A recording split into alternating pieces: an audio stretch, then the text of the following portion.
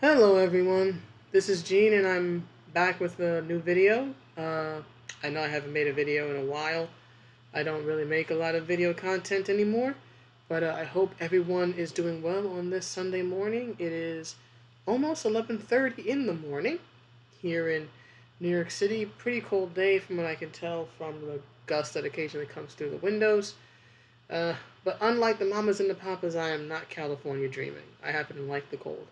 But I hope everybody is doing well, and I thought I'd just give my opinion briefly on this tweet here, rather in my opinion, the larger,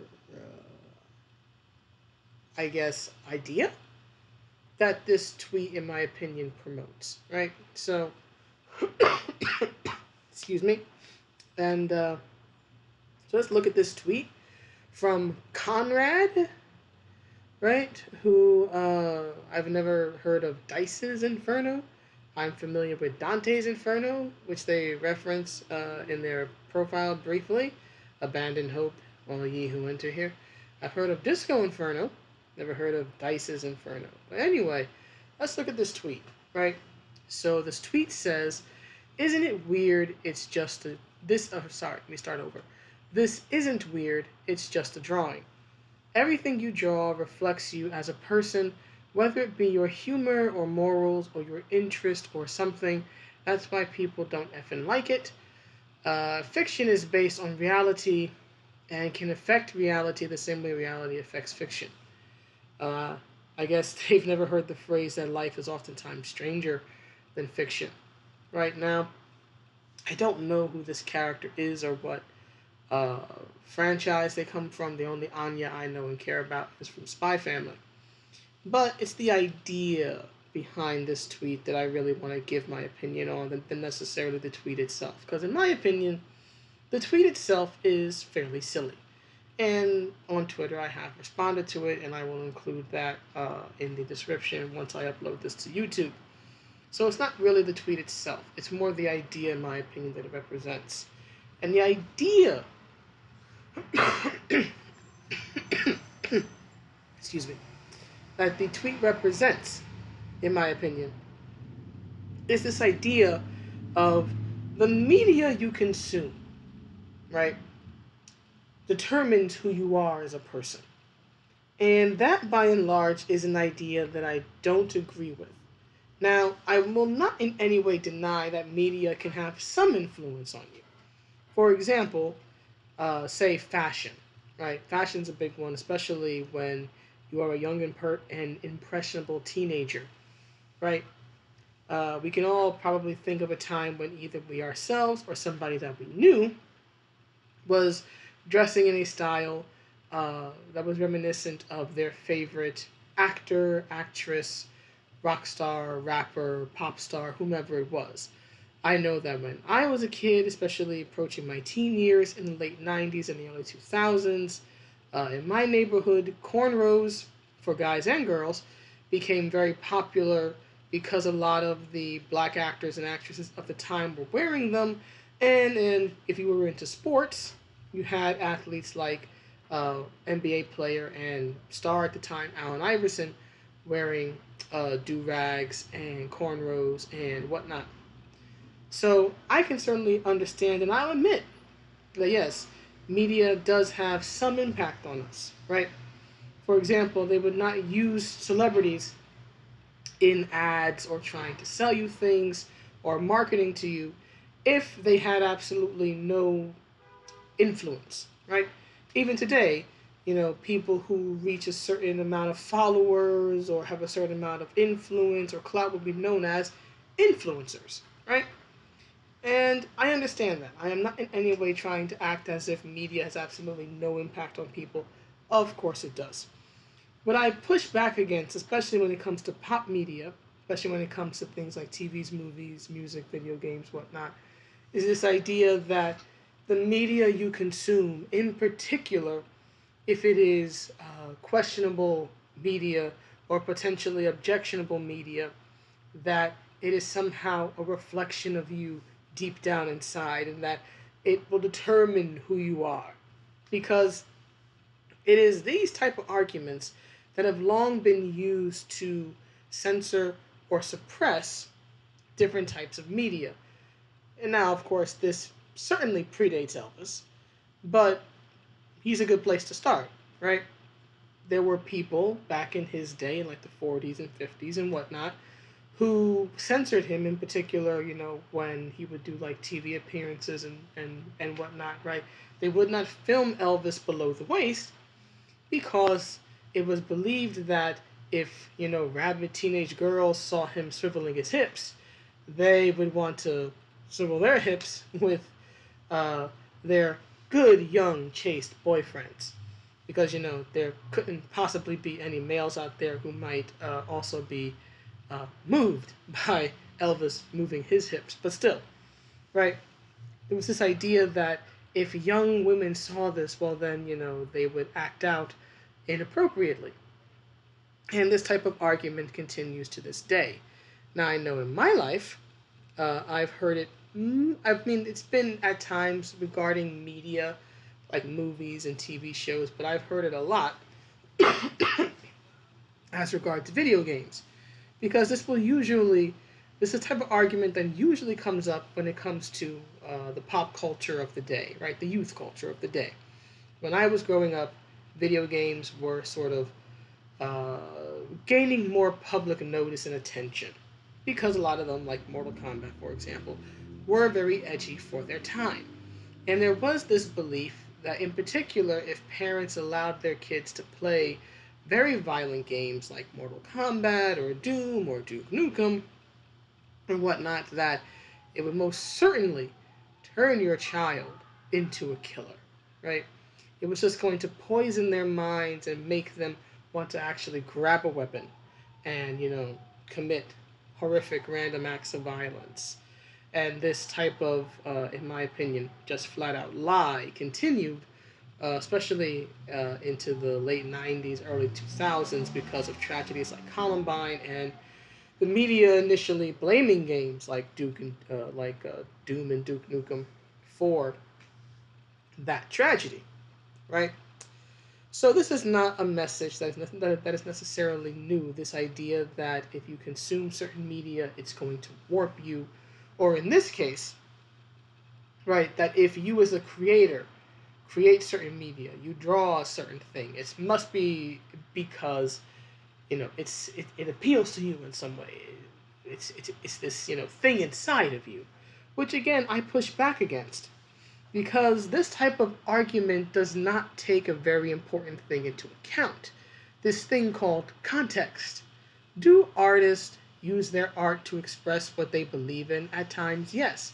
Do they use their art to express things they like? At times, yes. Not denying that, right? In fact, that's one of the huge problems in modern comics. You have modern writers and modern artists, instead of writing for the customer and writing the characters, especially when they're long known, long loved, lived and loved characters, instead of writing them in character, they use these characters as more or less a soapbox or a mouthpiece to espouse their real world viewpoints. And this tends to actually anger a lot of comic fans, myself included, right? But here's the thing, right? I am not of the opinion that just because you draw something, you write something, you sing something, especially if it's, let's say, problematic or bad, right? Like, I don't think that if you say draw a murder scene in a work that you truly want to kill people, right? There's this old sort of joke or stereotype about how if you're like a murder mystery writer, all of the incredibly sus and dark stuff you have to research, people would mistake you for actually like trying to figure out how to commit a crime and get away with it, right? But most individuals who, write that type of stuff usually are not, killers because they're not trying because it's not who they really are, right? Just because you write something or you sing something or you draw something that is dark or problematic does not necessarily mean you are, right? And it has been noted, and I'm not going to say that this applies to every single individual, but it has been noted that there is this interesting, I guess, observation, maybe correlation, I'm not sure, that people who tend to make very dark media, right, tend to make very dark, edgy, violent, just scary stuff, you could say, tend to be like, when you meet them in person, tend to be like happy and well adjusted and whatnot. Whereas it's usually, or at least it's been noted at times, that it's the individuals who sort of like write like the light, fluffy, nice stuff, or they write like good characters, tend to be the opposite in real life. In fact, a good comics example of this is probably Mark Waid. Mark Waid is well known for his takes on Superman, and his takes on Superman are generally well liked and respected. But it's also well known in comics that as a person, Mark Waid is about as far from Superman as you can get, in particular with his at times absolutely vicious temper. That's all I'll say about that. Right? So, again, it's just this. I'm trying to figure out how to say it. I just grow tired of this sort of idea of media will make you a monster, or certain types of media will make you a monster. Now, I want to be clear. You, especially if you're an adult and you have children or you're responsible for kids, you have every right to set the rules and say, look, when you're in my house or you're in my class or whatever it is, we're not going to listen to this, or we're not going to watch that, or I'm not going to allow you to play this, right? Or watch that. I get that, right? You're the adult, you get to set the rules. At the same time, though, this idea of, if you, I don't know, if you like, say, the Punisher, right? That suddenly you must really want to go out there and, murder murder mobsters, I think is completely asinine. And this type of weird logic, or false logic, in my opinion, is what allows for unneeded and unnecessary uh, censorship, right? And this is just fairly low level stuff, right? We're just talking about pop media, right? But what about when it gets to further things like real people in the real world getting censored for their ideas because the government, the administration, the regime, what have you, decides that this person's message is too dangerous for the public to hear, so they try to smear it. It happens. It's happened plenty of times in history, including American history. Go back to the 60s, right, where the idea is, oh, we have to smear this person's image, right, by saying that they are corrupting to the youth, that what they are saying will warp the minds of the youth. So there is a way, to take this type of thing too far, right? But again, just I don't like this I guess moral judgment that this individual is making, arguing that whatever this character, whomever they are, that this person must really like, I guess, whatever suffering the character has gone through, just because they drew the character. That would be like arguing that Hiromu Arakawa, must really like, murder because, or genocide because she wrote Fullmetal Alchemist and wrote chapters dealing with a genocide, or wrote and draw, or rather say wrote and drew the death of Mace Hughes. Right? I would not I would not assume for a second that she's this evil, dastardly person in real life just because her work touched upon very dark things and depicted the murder of a beloved character. Because again, there is this thing called content and context, and sadly on Twitter is where these things tend to get lost, or where they just get discarded and die because people want to make a silly point as opposed to actually, I don't know, thinking about things. But yeah, that's pretty much it. That's all I wanted to say. Oh, well, I guess one thing I could add, right? And this is just again my viewpoint and it's drawing from my experience is that, and again, if you're a parent, you're in any way responsible for kids, you're a teacher, you're a nanny, whatever it is, again, you've got the right to set the ground rules. Your home, your classroom, your rules, right? However, What I do want to add, and what I would caution, especially if you're a parent or you're a caretaker of children, is this. If you are truly concerned, and in my opinion, you should be concerned, about how your children will develop, how they will grow up, how they will handle things like school and being bullied in school or being ostracized or falling into bad company or all these things you really should be concerned about, then with all due respect, worry less about the media they're watching or the music they're listening to. I'm not saying completely discard it, but worry about that a little bit less and worry more about real things going on in the real world and worry about the people you are bringing into your life and bringing into the child's life. Because if you look at individuals like, for example, criminals, in particular those who are in jail for violent crimes or those who are even on death row, you'll find a few sad common themes.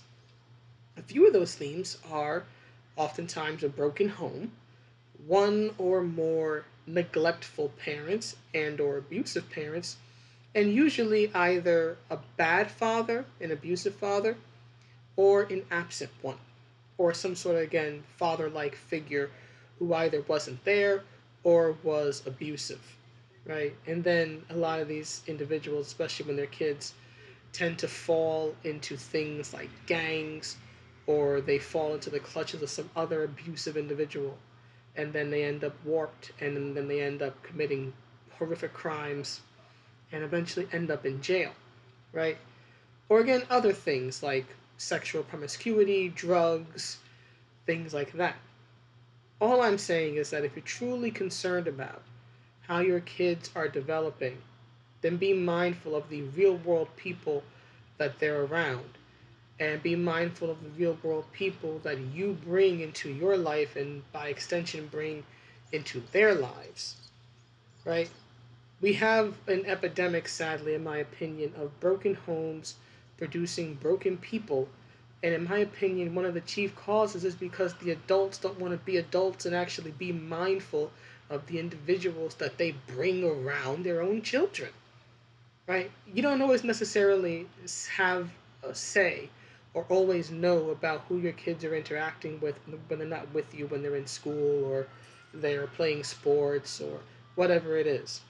But you certainly have a say around, about who they're around when you're bringing individuals into your home, when you're bringing individuals into your bed, when you're bringing individuals into your child's life and into incredibly intimate and influential relationships and roles in life like father or mother or stepdad or stepmom or anything like that. So, again, while you certainly should be mindful and weary of the world, because, it will try to get your kids to do all the things they shouldn't, and while you certainly should be wary and mindful of entertainment, because, again, you have the right to set the rules, of all the things you should be most weary and mindful of, in my opinion, are the people that you allow to be around your children, and whether or not those individuals and whether or not you yourself are setting a good example for those kids to follow. Because guess what? Most kids are not going to grow up to be like their favorite athletes or entertainers. Most kids are not going to go on to emulate the superheroes that they see on TV or in the movies or play as, right? But most kids will, in one way or another, positively or negatively, emulate their parent or parents in some fashion, whether it's how they live their life, whether it's personality, traits, or whether it is things like who they choose as a mate, who they choose, as a lover, as a husband, as a wife. Your kids will emulate you in the most important ways, much more than you know. So, as someone who is at times a bit too much like her own mother, just be mindful of who you are, of what you're exposing your kids to, and how you're treating them. So that, when they're adults, they can be adults that you can be proud of. right? So again, worry less about what they're drawing, right? Unless it's so spooky that like the cops need to know. There are some instances where it's like, yeah, you should like tell somebody. But assuming that it's not something like the lyrics of the song "Jeremy" by Pearl Jam. If you're an old school head like me, you know exactly what I'm talking about. But assuming that it's not that weird or not that graphic, worry a little less about what they're drawing, and worry a little more about who they're being drawn to and who you're exposing them to. But anyway, that's the video, and I will see you all in the next one, whenever the next one is.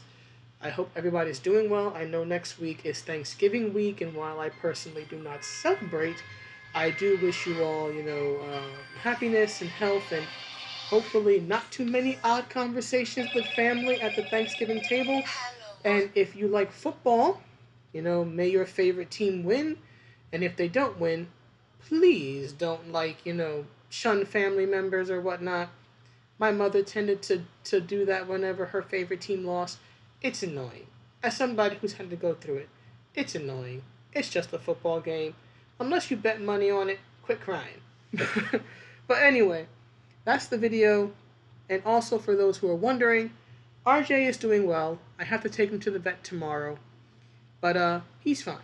He's his eye is fine. He's no longer sneezing. He's currently snoozing, in fact, as he often does on a Sunday afternoon. So have a good day or night wherever you are. See you around. Bye.